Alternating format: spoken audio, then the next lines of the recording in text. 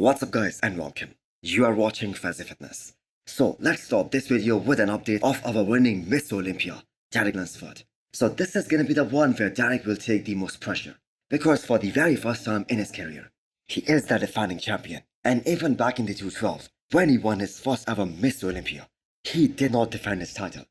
He switched to the men's open. But this time, everyone is gunning for him. So far, he has done extremely well in this off-season. He was able to get heavier while staying very lean throughout this year. And by the logic of his coach Tonio Burton, the new muscle that Derek has put on in the recent years, it needs to be marinated, it needs to be matured. And that just comes with more time. And by that metric, Derek is only gonna get better with every passing year. Because eventually he will acquire more muscle maturity, more density. And that has been one of the biggest knocks on his physique. We heard so many bodybuilding experts say that he lacks the density in his shoulders and his chest area. And the judges told him he needs more size on his legs, especially from the front. And the way this offseason went, his quads have looked absolutely huge. And not just big. He has a very impressive amount of separation and detail, even at the peak of his offseason. But again, we have to keep in mind, his legs have always looked really good in the offseason. But the fact is, he loses a lot of size, a lot of volume on his legs the moment he steps on stage, the moment he loses the water. But this year, things might be a bit different. So the money shot is the front double biceps, because of that incredible extreme and that insane V-taper. Because nobody else in the men's open bodybuilding has that kind of proportions. And that is what makes him so unique, and that is what makes him stand out so much. So that back double bicep, that is just lights out pose. No one is going to be touching Derek in that back double bicep. So it's safe to say that Derek has worked his ass off during the off-season.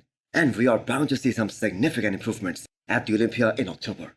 And I have to say, an improved Derek, that is going to be extremely hard to beat.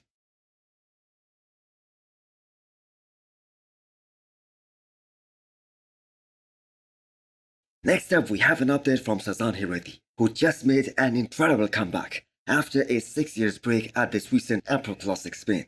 Now I know all the attention and the coverage went towards William Bonac, Barros Tabani and Michael Crizo.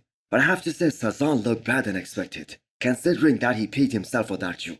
And very little was expected from him, because it was his first bodybuilding show after a very long time. But still he performed extremely well. Just think about it this way. Only 3 former Olympians stood in his way here at Emperor Classic Spain. Which means if he can pick a show where the caliber of competition isn't that high, he still has got a shot at winning his first pro show and get his Olympia qualification.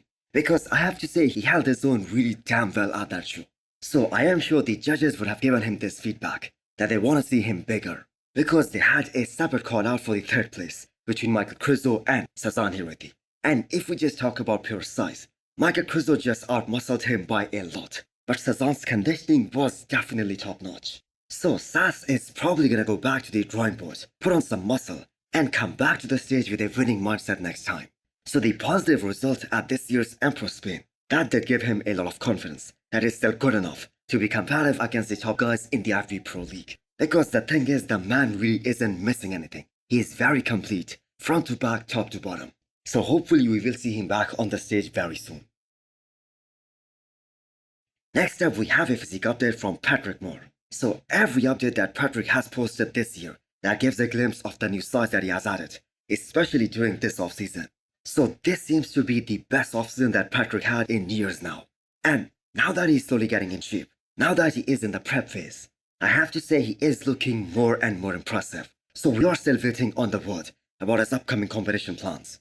Because as of right now, he hasn't announced what show he's going for next. So he hasn't competed in almost 1 year. And if I'm not mistaken, his last show was Chicago Pro in 2023. He tried to come in heavier, but he just wasn't in a contest ready condition for that show. So Justin Shire was the one who won that show, and Patrick Moore was placed 5th. So if only Patrick was able to come in shredded, like some of the other guys who placed top 3 in that show, he could have had a legitimate shot at winning that show. Because the top 3 of Chicago Pro, they were Justin Shire, Jon Rosa and Stanimel. And none of these guys were considerably huge back then. So Patrick has clicked really well with his current coach, Dominic Cardone, and sooner or later, he's gonna jump into a show. So let's just hope he brings new size with the level of conditioning that we saw from him back at the Olympia 2019. That year he made his Olympia debut. Next up is the 16 weeks old physique update of California Pro champion, Tonio Burton. So he was top 8 at the Olympia last year, and unless he makes some significant improvements, especially in his chest area, in these upcoming months, and overall puts on more size in all the right areas, he's gonna have a very hard time repeating that 8th place performance this year, especially in this kind of lineup. Because this time we have guys like Nick Walker, Martin Fitzwater, who both were able to beat him quite comfortably at this year's New York Pro. And although Tonio Bton has an amazing quad sweep, he has got some incredible round muscle bellies. His V-taper is absolutely insane. But still he seems to be outmuscled, especially in his upper half, when he stands next to the competition like Nick Walker or Martin Fitzwater. And that is exactly what we saw at this year's New York Pro. So his back, without a shadow of a doubt, is one of the very best in the world right now. But that being said, Tonio is fighting some incredible mass monsters this year. Take Rafael Brandao for instance. None of us would have complained if Tonio won in Brazil, and maybe he deserved to win that show, but only because Rafael Brandao showed up very off at that show.